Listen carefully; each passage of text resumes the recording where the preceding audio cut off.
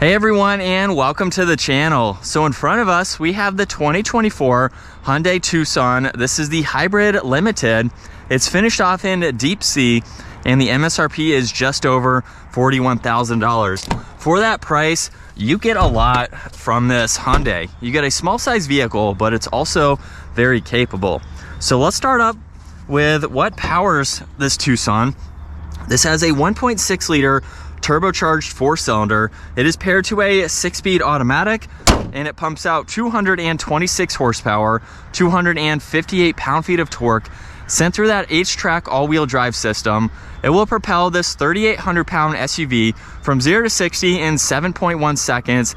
Top speed is just shy of 120, and as far as fuel economy goes, you're looking at right around 37 miles per gallon in the city and 36 out on the highway. So for its size and its fuel capacity of 13 gallons, it is very, very efficient. Now, as we work our way to the exterior styling, take a look at this. In the full review, I show all the lights lit up, but the DRLs and the turn signal are up top in this housing, and it flows nicely with the grille. The headlights and high beams are in the housing just underneath that, but it's a very nice integration. There's also a forward-facing camera, all of the sensors, the sensor for the adaptive cruise, and some more cutouts in the lower section, as well as brushed aluminum accents. You'll notice that in the lower section, there's a trim piece too, right in the middle, and then very nice lines that come down the hood. Now, this also has a set of 19-inch wheels with a 5 split spoke design to them. Really cool indentions in all of them. There's the plastic cladding that runs around the front and rear fenders. It's in the lower side skirt too.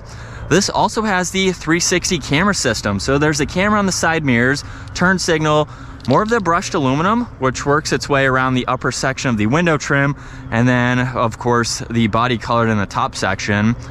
This does have a full moonroof up top. Very nice lines that run down the side. These contoured lines have some nice crisp edges to them that run front to back. And then in the back, we have the body colored spoiler with the brake light. Wiper blade is tucked up under there nicely. There's the LED bar that runs right through that power liftgate. Turn signals are actually in the bumper. And then there's the backup camera, all the sensors, and some more brushed aluminum accents. Now, before we work our way to the interior, we actually have a lot to go over using this key fob. So we can lock the vehicle. Unlock is underneath that. We can open up the power liftgate, of course, but this also has remote start. So let's push on this. Now, you won't actually hear it. It does start up in its EV setting, but from there we have the Smart Park Assist. So I can just push on this button and hold it, and as long as you are within proximity of this vehicle, it will start to move in the direction that you push the button. So now we are moving forwards. As soon as I let off, it will stop, and then we can go in the reverse direction. You will hear it beep. Since it is in the EV setting, that gives you something to listen to, so you know a vehicle is in motion. As soon as I let off, it stops again. It's a really cool feature to have. You can also use this button to shut off the vehicle, and then from there, let's take a look inside. I think we have to have it unlocked, and we can hold on that and open up that power liftgate. So it's a cool feature that no one else in the car industry is currently doing. As we work our way to the back, there is a lot of space for this smaller size SUV. There's hidden storage underneath the floor. You can lift this entire piece up. There's also 12 volts. You can fold down the back seats just by pulling on these levers on both sides. And there's tie-down hooks too. So you have a lot of space, which is nice to see. You can push on that button up top in order to close that. Now, with that all the way closed, it may lock this vehicle. Oh, it didn't, but you don't have a sensor there, so you'd have to grab the handle up front. But with the back here, check out the white interior. We have gloss black, some more of the brushed aluminum. You even get heated seats too. A little bit of storage and the speaker there. And then I currently have this seat all the way reclined. This one is all the way up. So you have a lot of different settings between those just to get a little bit more comfortable. We have the storage nets, climates, even some auxiliaries. Plenty of space too. Even at 5'10", I still have 2 or 3 inches above my head. There's the armrest with cup holders, and you have a good bit of visibility, especially with the moonroof open too. Provides a lot of light for your backseat passengers. Now up front, door panel is just like the rear. A little bit more storage down below, side mirror adjustments, all of your window controls. Both front seats are power operated too, and they have a nice design to them. They are both heated and ventilated, which is nice to see. Let's fire this back up though. With my foot on the brake, we can bring this to life, where we have the solid black leather steering wheel with all the brushed aluminum accents. On the right side, there's cruise, the distance pacing along with the lane keeping assist, and you have a few controls for the gauge cluster. Left side is going to give you volume and tuning. There's also Bluetooth voice commands and a favorites button as well. Now this also has steering wheel mounted paddle shifters. And then moving on to the gauge cluster, on the left side, there's your miles per hour. Right side shows you your charge, eco, and power for that EV system. And then using the pages button, we can scroll through some more info. You can look at where the power's being sent. And then we also have the lane keeping assist there along with your distance pacing. And you have a few other vitals that you can look at as well. So not a ton of information, but it definitely gives you what you need to see. And then on the left side, there's a dimmer switch, power liftgate control, traction control, and even a battery reset. This does have memory seating adjustments for the driver's side. And then as we work our way to the infotainment system, there's actually a lot that you can go through. Now let's start off with the calm screen, where it just shows you the date and the time, and then you have a few others that will pop up there, including the map. So that's in the background there. But there's also a lot more icons that you can go through. You can go into the hybrid system just to monitor all of that information. You can go into your map. You have your phone projection, so you can pair your phone to this system, get into your climates, and you have some other icons that you can scroll through too. Now there's also some physical buttons underneath. So if you want to quickly get to that information, you can use all of those instead. There's power and volume for the radio too. And then all the climates are laid out underneath that. Now what I like, there's no rotary dial for your temperature adjustment, but you can just hold on these in order to adjust the temperature. So you don't have to sit there and just tap on it.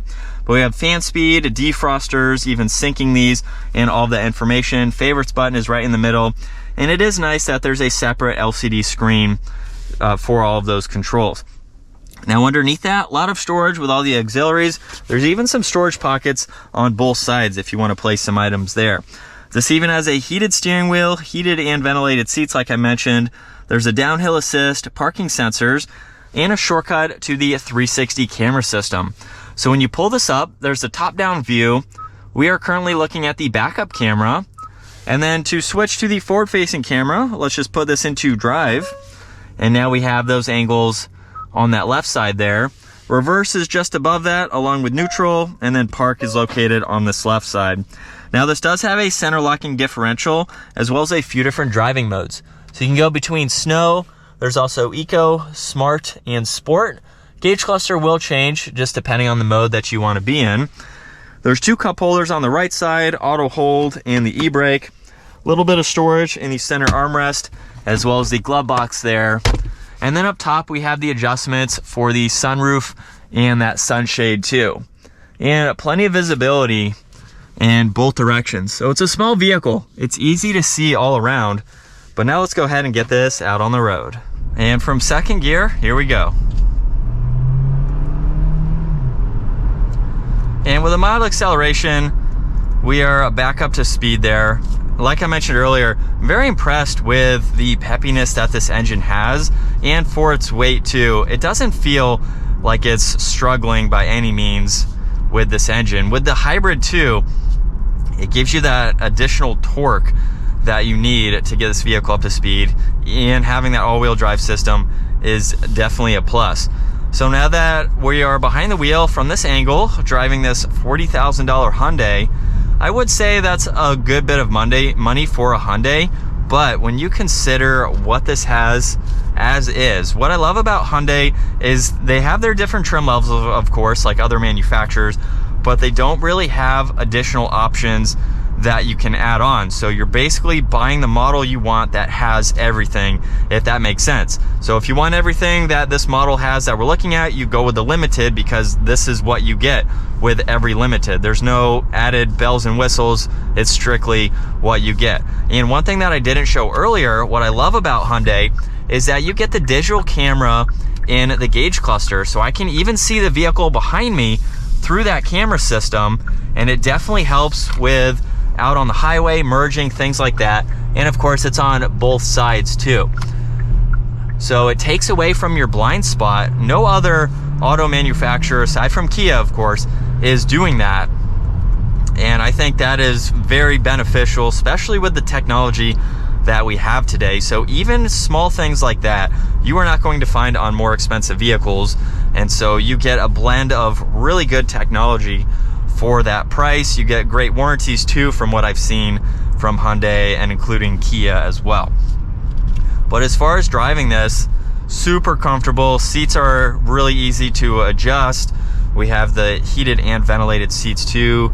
It's a really nice place to be. Backseat room is pretty adequate too, and being able to recline them is definitely a plus. And just the amount of storage. We have garage door buttons too, located underneath the rear view mirror there. And it's a nice place to be if you're looking for a brand new vehicle and you don't want to spend an astronomical amount of money. 40 grand is still 40 grand, but it's within reason for many more people to be able to afford this. And I think that is going to wrap it up for the 2024 Hyundai Tucson Limited Hybrid. If you enjoyed today's video, give it a huge thumbs up. Consider smashing that subscribe button so you don't miss out on our daily uploads. And I will see you all in the next video.